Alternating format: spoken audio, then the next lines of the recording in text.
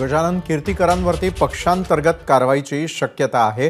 कीर्तीकरांच्या भूमिकेनंतर शिवसेनेमध्ये नाराजी व्यक्त करण्यात आली। शिवसेनेच्या शिस्तभंग कमिटीकडे तक्रार अर्ज देखील दाखल करण्यात आलेला आहे। या क्षणाची सर्वात मोठी बातमी आपण पाहतोय ती म्हणजे गजानन कीर्तीकरांवर पक्षांतर्गत कारवाईची शक्यता आहे। गजानन कीर्तीकरांनी देखील एक वक्तव्य केलेलं होतं आणि त्यानंतर कीर्तीकरांच्या भूमिकेनंतर शिवसेनेमध्येच नाराजी पसरल्याचं बोललं गेलं आणि त्यानंतर शिवसेनेच्या शिस्तभंग कमिटीकडे या संदर्भात तक्रार अर्ज देखील दाखल करण्यात आलेला आहे।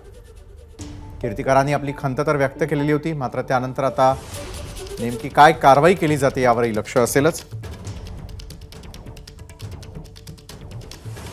सूरज सावंत आपले प्रतिनिधी या संदर्भात अधिक माहिती देत आहेत। सूरज, गजानन कीर्तीकरांवर पक्षांतर्गत कारवाईची शक्यता आहे, काय नेमकं घडू शकतंय?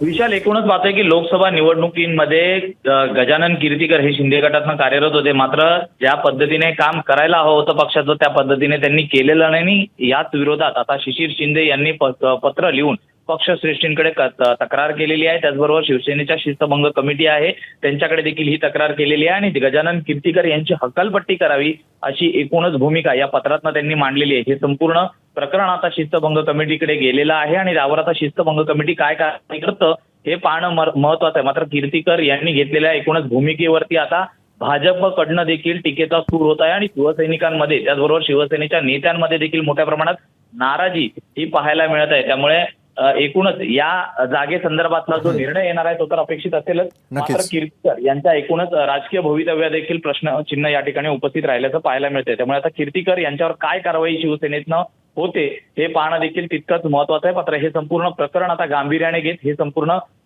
शिस्तभंग कमिटी ही काय कारवाई करते हे पाहणं आता महत्वाचं राहणार आहे। सूरज, धन्यवाद दिलेल्या माहितीसाठी। एबीपी माझा, उघडा डोळे बघा नीट।